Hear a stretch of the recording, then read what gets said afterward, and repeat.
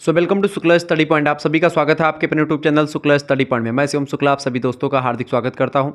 आप में से बहुत सारे बच्चों की अब की बार ये कमेंट आ रहे हैं कि सर जी हमारी परीक्षा लिखित होने वाली है, इसमें अति लघु उत्तरीय, लघु उत्तरीय और दीर्घ उत्तरीय टाइप के प्रश्न पूछे जाएंगे, तो हम कॉपी कैसे लिखें जिससे हमको पूरा का पूरा नंबर मिले, और कॉपी लिखते समय हमको किन किन बातों का ध्यान रखना चाहिए, या एक प्रकार से हम पहले अति लघु उत्तरीय प्रश्नों को लिखें कि लघु उत्तरीय प्रश्नों को लिखें कि दीर्घ उत्तरीय प्रश्नों को लिखें, या हम किस पेन का प्रयोग करके कॉपी लिखें, और एक प्रकार से कॉपी में राइटिंग बैठाएं कि ना बैठाएं, कॉपी में किन प्रश्नों को पहले करें किन प्रश्नों को बाद में करें, किस प्रश्न को कितना टाइम दें। ये तमाम प्रकार के डाउट आपके दिमाग में जो चल रहे हैं, सारे डाउट आज की वीडियो के माध्यम से क्लियर करने का प्रयास मैं करूंगा। फटाफट से आप लोग वीडियो को लाइक कर दीजिएगा, चैनल पर अगर नए आए तो सब्सक्राइब जरूर कर दीजिएगा। चलें, पहली बात ये कि भाई आपका प्रश्न ये है कि कॉपी एक प्रकार से जो अति लघु उत्तरीय प्रश्न है, लघु उत्तरीय, देखिए अति लघु उत्तरीय प्रश्न की बात की जाए तो इनकी संख्या एक प्रकार से लघु उत्तरीय प्रश्नों की अगर बात की जाए लघु उत्तरीय, ठीक है, और तीसरे टाइप के आपके क्वेश्चन होंगे कौन से, दीर्घ उत्तरीय, ठीक है। इनको लिखने के लिए एक प्रकार से मैं अगर तरीका आपको बताऊं, सबसे पहले कॉपी लिखते समय आपको क्या करना है, सबसे पहले आपको किन प्रश्नों को लिखना है भैया, सबसे पहले मैं सजेस्ट करूंगा कि आपको लघु उत्तरीय प्रश्नों को लिखना है। किन प्रश्नों को भैया, सबसे पहले आप किन प्रश्नों को लिखेंगे, सबसे पहले आप लघु उत्तरीय प्रश्नों को लिखेंगे। क्यों लिखेंगे सबसे पहले, इसका कारण ये है चूंकि मैंने अभी तक जितने भी प्रोफेसर्स वगैरह से बात करी, सभी ने एक प्रकार से ये कहा कि भाई दीर्घ उत्तरीय प्रश्नों को मैं आपको एक समीकरण बताता हूं पूरा का पूरा। देखें, लघु उत्तरीय प्रश्न जो होते हैं इनकी संख्या लगभग और लगभग 4 होती है, यानी 4 क्वेश्चंस आपको करने होते हैं 8 क्वेश्चंस में से, ठीक है। ये विश्वविद्यालयों का एक प्रकार से, बहुत सारे विश्वविद्यालयों का यही नियम है। अब ये 4 क्वेश्चंस, प्रत्येक क्वेश्चंस लगभग आपके कम से कम 8 नंबर के और अधिक से अधिकतम 10 नंबर के होते हैं। मान लेते हैं 10 नंबर का क्वेश्चन है, ठीक है, तो 4 चौको मतलब कि 4 2 40 नंबर का एक प्रकार से आपका यहाँ पर सिक्योर हो जाता है। बाकी अति लघु उत्तरीय लगभग 4 या 5 क्वेश्चंस मान लेते करने को दिया जाता है, कहीं कहीं पर 10 क्वेश्चन, ठीक है। तो अगर 5 या 10 दे तो यहाँ पर क्या होता है, छोटे छोटे क्वेश्चंस होते हैं, तो इनको आप बीच में लिखने का प्रयास करें। पहले आप 40 नंबर एकदम से कंफर्म कर लें, यहाँ से आपको 20 ही नंबर मिलेंगे या 15 नंबर मिलेंगे 1.5 नंबर का अगर होगा तो, ठीक है। इसीलिए सबसे पहले आप लघु उत्तरीय प्रश्नों को कर लेंगे। उसके बाद दीर्घ उत्तरीय, किसी किसी यूनिवर्सिटी में 2 क्वेश्चन दीर्घ उत्तरीय करने के लिए बोलेगा, किसी किसी में एक प्रकार से, अब की जैसे एक मैंने पेपर पैटर्न बताया था उसमें थोड़ा सा ज़्यादा क्वेश्चन अति लघु उत्तरीय मतलब कि दीर्घ उत्तरीय में करना था। हालांकि दीर्घ उत्तरीय प्रश्नों को मैं बाद में करने के लिए इसलिए बोल रहा हूं चूंकि मान लेते हैं आपके पास समय कम बचता है, ठीक है, और जाहिर सी बात है आप पहली बार पेपर देंगे, फर्स्ट सेमेस्टर में हैं, तो आपके पास समय नहीं रहेगा। आप पहले दिन एक आध क्वेश्चन जरूर छोड़ोगे, और यही क्वेश्चंस आप ना छोड़ो इसीलिए वीडियो में बना रहा हूं। अब थर्ड सेमेस्टर वाले बच्चे भी छोड़ देते हैं पहले दिन। ऐसे में आपको करना क्या है कि आपको सबसे पहले लघु उत्तरीय प्रश्नों को लिख लेना है, फिर इसके बाद में जैसे ही आप जैसे थोड़ा मतलब कि लघु उत्तरीय प्रश्न आपका कंप्लीट हो चारों, फिर आप अति लघु उत्तरीय प्रश्नों पर आ जाएं।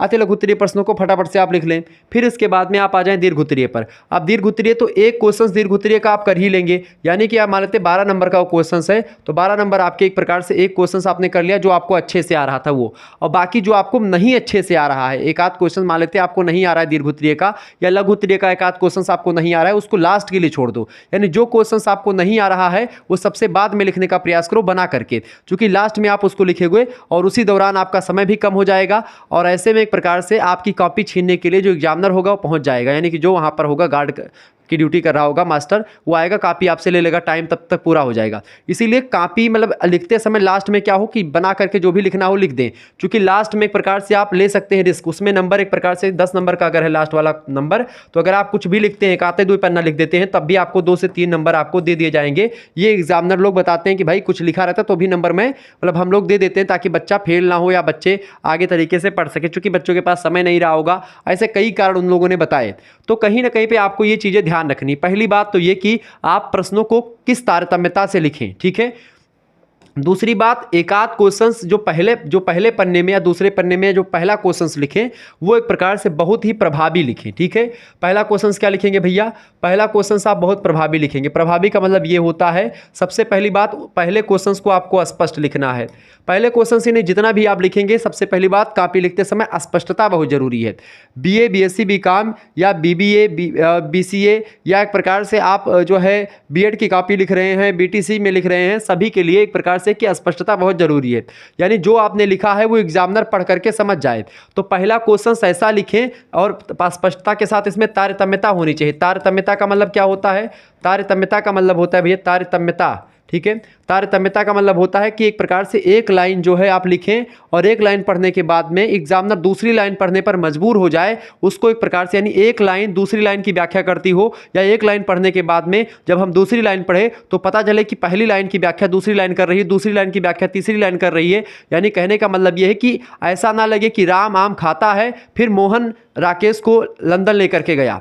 अब ऐसे लिखेंगे तो मोहन राकेश का क्या संबंध है और राम आम खाने से क्या संबंध है मोहन राकेश का, ये कोई बैठ नहीं रहा है। आप ऐसे लिखें कि राम जो है आम खाता है, आम बहुत मीठे हैं, आम वो एक प्रकार से मार्केट से लाया था और एक प्रकार से आम इतने रुपए किलो है, इस तरीके से। यानी कि आप जब ऐसा लिखेंगे ये ज़्यादा बेटर होगा। यानी ज़रूरी है एक प्रकार से तारतम्यता कापी लिखते समय। तो पहला उत्तर आपको प्रभावी लिखना है, चूँकि पहला उत्तर ही एग्जामिनर पढ़ते हैं और पहले के हिसाब से ही मूल्यांकन करते हैं, अगर आप ऐसा करें। इसके अलावा और एक चीज़ और, अति लघुत्तरीय क्वेश्चंस पर आपको फोकस ज़्यादा करना है, क्योंकि कई सारे प्रोफेसर ने यह भी बताया कि जो अति लघुत्तरीय क्वेश्चंस होते हैं वो छोटे होते हैं और चूंकि एग्जामिनर के पास जो कॉपी चेक करने वाले होते हैं उनके पास समय बहुत कम होता है, इसीलिए वो अति लघुत्तरीय प्रश्नों को एक प्रकार से पहले चेक करते हैं, अति लघुत्तरीय प्रश्नों को देख करके बाकी बड़े प्रश्नों का मूल्यांकन कर देते हैं। तो अगर आपको सारे अति लघुत्तरीय आ रहे हैं तो पहले पेज में अति लघुत्तरीय लिखने का प्रयास करेंगे और अति लघुत्तरीय प्रश्नों को एक पेज में 2 उत्तर, ठीक है, एक पेज में आपको, एक पेज में कितने उत्तर लिखने हैं, एक पेज में 2 उत्तर आपको लिख देने हैं, ठीक है, 50 शब्दों में लिखना होता है।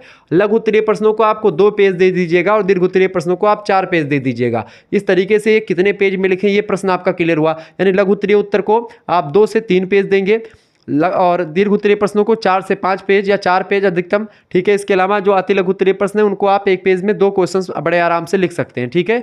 ज़्यादा जब आप बड़ा अच्छा, हाँ एक चीज़ और ध्यान रखेंगे, जब भी एक प्रकार से आपको कॉपी लिख रहे हो तो एक चीज़ का और ध्यान रखना कि आपको एक प्रकार से दूर दूर नहीं लिखना है। आप बहुत सारे बच्चे एक प्रकार से कर देते हैं कि दूर दूर लिख देते हैं, तो दूर दूर लिखने से बचें। आप ये ना सोचें कि हम कॉपी भर रहे हैं, हम बी कॉपी भर देंगे तो हमको नंबर ज़्यादा मिलेगा। तो जो बी कॉपी लेते हैं और सोचते हैं कि हमको नंबर ज़्यादा मिल जाएगा, तो वो एक प्रकार से बहुत ही मूर्खतापूर्ण व्यवहार कर रहे हैं। एग्जामिनर उससे इरिटेट होता है क्योंकि उसके पास समय वैसे भी नहीं होता है और वो कॉपी चेक कर रहा है। ऐसे में आप 2-3-4 कॉपी उसमें ताहता बैठा के लिखेंगे। अब उसमें बच्चे क्या करते हैं, अच्छा एक चीज़ और कि आपने दूर दूर तो मतलब दूर दूर ना लिखें, सबसे पहली बात ये। इसके अलावा एक बात और ये ध्यान रखेंगे कि जैसे आप बहुत लोग चिन्हा, जैसे कि ये मान लेते पूरी की पूरी कॉपी है। अब ऐसे इस कॉपी में क्या होता है, बच्चे पटरी वटरी ले जाते हैं और पहले से चिन्हा यहाँ से यहाँ पे पार लिया, इधर आधा चिन्हा और इधर आधा चिन्हा। अब आधा कॉपी तो इधर से ख़त्म ही हो गई, ठीक है। अब बीच का यही पार्ट बचा, इसमें भी एक प्रकार से क्या करते हैं, ऊपर वाली में हेडिंग 2-3-4 लाइन हेडिंग डाल दिया।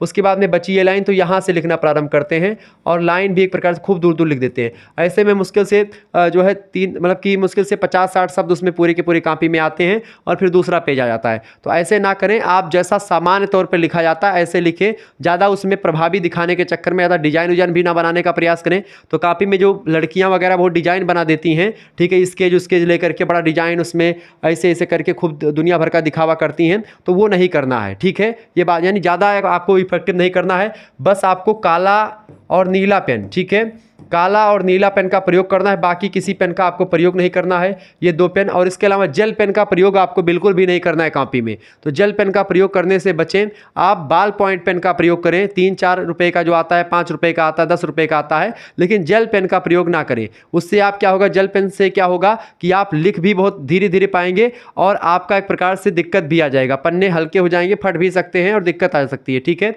आपने लिखा ला, वो बन जाएगा आपका ता, ठीक है, इस तरीके से हो सकता है। तो ऐसी स्थिति में आप जो है बहुत ही प्रभावी तरीके से आप स्केच ले सकते हैं लाइन खींचने के लिए।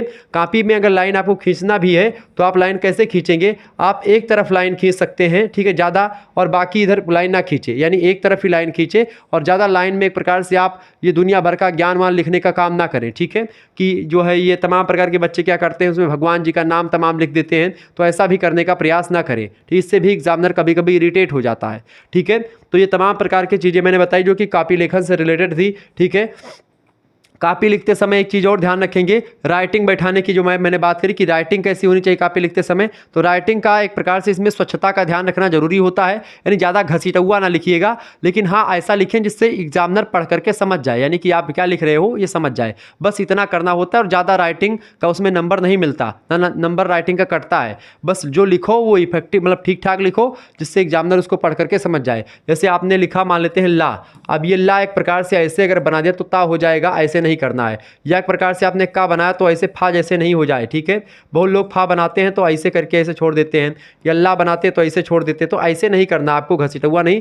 जो एक प्रकार से जो मानक है वास्तव में उसी को लिखना है। तो इस तरीके से कॉपी लिखते समय इन चीज़ों का आपको विशेष ध्यान देना है। और एक चीज़ मैं और आपको बताना चाहूँगा, अगर आपको विशेष तैयारी करनी है, हमारे साथ जुड़ना है, तो आप हमारे नंबर 91 61 93 60 62 पर एसएमएस करें, ठीक है। यहाँ पर आपको एक प्रकार से कोर्स की जानकारी दी जाती है, यानी कि इसमें एक प्रकार से आपको पीडीएफ नोट्स मिलेगा, ग्रुप से आप ज्वाइन हो जाइएगा। अगर आप फर्स्ट सेमेस्टर में हैं, ठीक है, अभी एडमिशन लिया है, तो आपके सारे सब्जेक्ट थर्ड सेमेस्टर की भी तैयारी विधिवत तरीके से और फिफ्थ सेमेस्टर की भी तैयारी आपकी हो रही है, ठीक है। इसमें एक प्रकार से फर्स्ट सेमेस्टर के ग्रुप में ज्वाइन होने के लिए भी आपके लिए चार्ज रखा गया है 100 रुपीज़, जिसमें सारे सब्जेक्ट आपके सभी सब्जेक्ट की एक प्रकार से PDF notes, chapter wise classes, marathon class, महासंग्राम वीडियो क्लास, डाउट सेशन सब होते हैं। इसके अलावा थर्ड सेमेस्टर में भी इसी तरीके से आपके वो भी उसकी भी चार्ज आपके 100 रुपीज़ रखे गए हैं थर्ड सेमेस्टर के बच्चों के लिए, ठीक है। और फिफ्थ सेमेस्टर के बच्चों के लिए भी 100 रुपीज़ चार्ज है पीडीएफ वगैरह प्राप्त करने के लिए। और लगातार एक प्रकार से जो कोर्स वगैरह आपको मिलेंगे, जो एक प्रकार से यूट्यूब पर क्लासेस होंगी, उनकी एक प्रकार से पीडीएफ वगैरह यहाँ पर फिफ्थ सेमेस्टर के लिए मिलेगी। फिफ्थ सेमेस्टर वाले बच्चे परेशान नहीं होंगे, क्योंकि उनको पता है कि गुरुजी का जो मॉडल पेपर और महासंग्राम वीडियो होती है कितनी इफेक्टिव होती है, तो आप लोगों को पता होगा। तो आप एक प्रकार से आपके लिए वही व्यवस्था करी जाएगी। बाकी जो प्रथम और थर्ड सेमेस्टर के बच्चे हैं वो बहुत ज़्यादा परेशान होते, तो इनके लिए चैप्टर वाइज व्यवस्था भी एक प्रकार से है। चैप्टर वाइज क्लासेस जो हैं वो फर्स्ट सेमेस्टर और थर्ड सेमेस्टर की लगातार चल रही हैं। फिफ्थ सेमेस्टर वालों के लिए मॉडल पेपर की व्यवस्था लगातार मैं कर रहा हूं। ऐसे में एक प्रकार से चूंकि आप लोग अनुभवी हैं, आप लोग जान चुके हैं, पढ़ चुके हैं हमसे, तो आपको पता होगा कि किस तरीके के एग्जाम में पेपर आते हैं और किस तरीके से शुक्ला सर हमारे लिए व्यवस्था करते हैं, ठीक है।